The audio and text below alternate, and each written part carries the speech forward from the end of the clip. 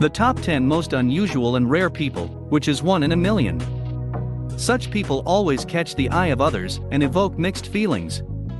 After all, one is always curious as to why they are different and how they live with this.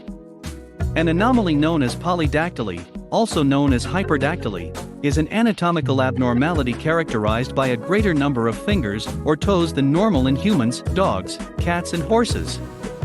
The opposite is oligodactyly. Polydactyly is one of the most common hereditary limb abnormalities. In humans and animals it could be present in either one or both hands. A 38-year-old Cuban man Yoandri Hernandez Garrido had polydactyly. Hernandez does not suffer from his peculiarity at all, on the contrary, he is proud of the fact that he has 6 perfectly formed, flawless fingers on each hand and foot, and even calls them a blessing, because he has always been different from others because of his anomaly. His peculiarity also helps Hernandez earn a living by making it easier to climb palm trees for coconuts and by posing willingly for tourists. The city of Baracoa in Guantanamo province, where Hernandez lives, is very popular with foreign visitors to Liberty Island.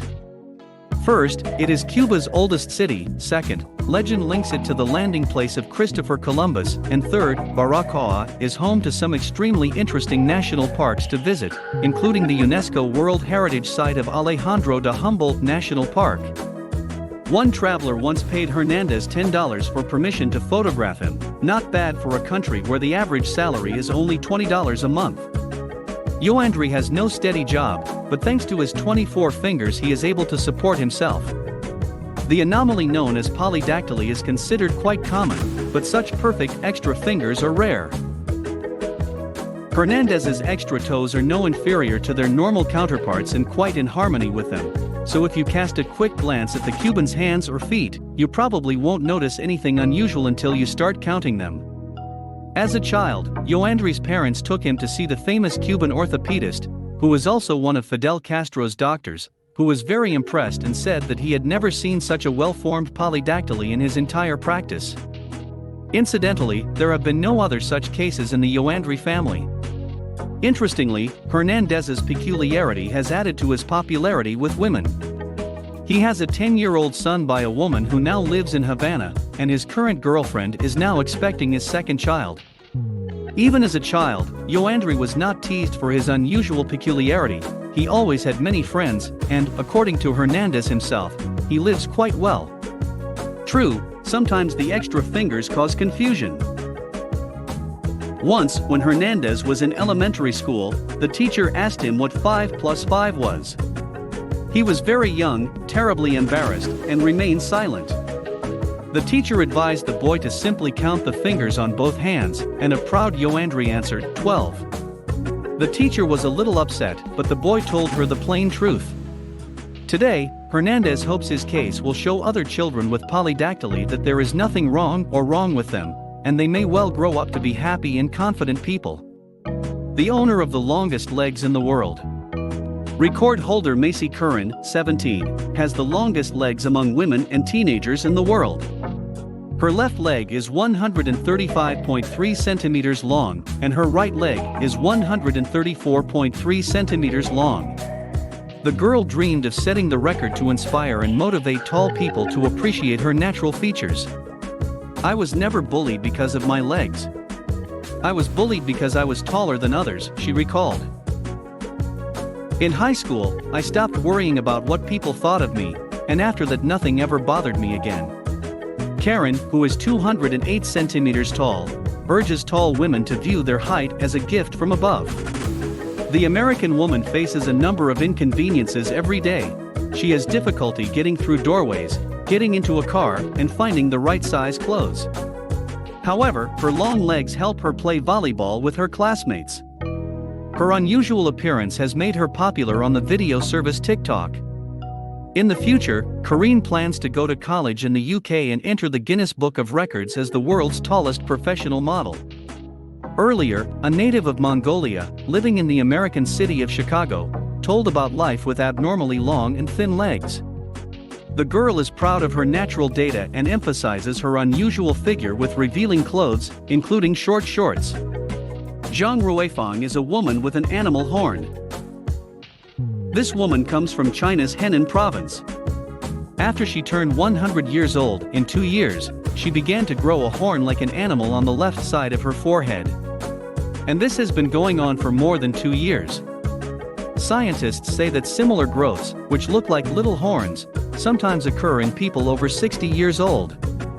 But they never reach even a quarter of the size that they reached in this old lady. Doctors continue to study the cause of the growth of devil horns and ask relatives and friends to be sympathetic to the problem of the elderly woman. Marnie Harvey, the bleeding girl, is a mystery. Up to 5 times a day, thick and burning blood seeps through the eyes and oozes from the ears of 17-year-old Marvy, whose condition no doctor can yet explain. The ordeal began for Marnie Harvey in 2013, when she woke up to a blood-splattered pillow. Her mother, Catherine, 43, brought her daughter to a therapist, who ordered several tests. However, no abnormalities were found. The girl's condition continued to worsen, and in July 2015, she bled from her eyes and ears. In addition, her nose began to bleed and her fingernails began to bleed, and most recently, Marley bled from her tongue and scalp. Harvey, a resident of Stoke-on-Trent, is thought to be the only person in the UK with such an unenviable condition. Because of such specific symptoms, doctors have nicknamed the patient Mystery Girl. Recalling the unpleasant moment when Marvy woke up with bleeding eyes, the girl stated, "Red, sticky tears were coming out of my right eye. I was bleeding all over my face, there were painful pinholes in the area behind my eyes." Harvey made constant visits to North Staffordshire Hospital, where her blood was drawn, but tests showed nothing suspicious. The patient began to have side pain, migraine episodes, and such a deterioration in her general well-being that she missed school for weeks at a time. Attendance rates plummeted to the 50% mark. Marnie still managed to get her high school diploma, but not with the grades she had hoped for. Suggesting that the strange condition might be caused by food, doctors advised Harvey to follow a special diet. For nearly 2 years she avoided dairy, chocolate, gluten, grains, and sugar, but it did nothing. By June 2015, her headaches and bouts of bleeding had worsened. Marnie would go to bed with a paralyzing headache and wake up with blurred vision and pain in the area behind her eyes. "My eyes were bleeding, and then there was blood coming out of my nose and ears," Harvey stated.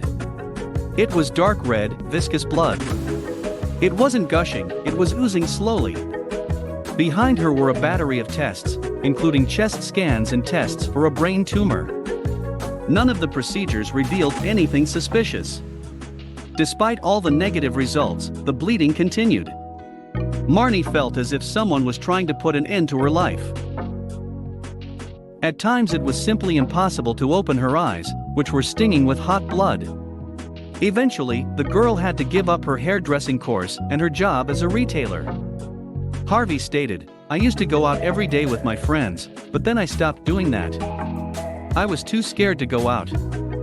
Things were easier in the summer because I could hide my bloodshot eyes behind sunglasses. But it's a different time now, so I'm staying home."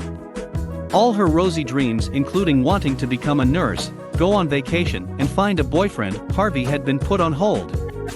Instead, the girl is forced to go from one specialist to another. Everyday blue and purple bruises, painful to the touch, often swollen, appear all over Marnie's body. The girl has noticed that her condition worsens on her critical days, but even during this period, the medics cannot detect any abnormalities. Harvey stated, "The doctors checked my uterus and ovaries, and there's nothing wrong with them. I saw a gynecologist in January, but I didn't feel it would do any good, as my reproductive organs had already been checked." Her mother Catherine feels truly frustrated by the medical staff's inability to determine why such strange things are happening to her daughter. Catherine says, "It was confirmed that Marnie has neither a tumor nor an arteriovenous malformation of the brain, an abnormal connection between veins and arteries. The blood tests show that she is healthy. Her iron levels are excellent.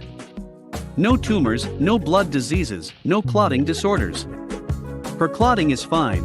The ultrasound showed that the liver, kidneys, uterus and ovaries were functioning perfectly. There were no problems with her eyes, ears, nose or throat either."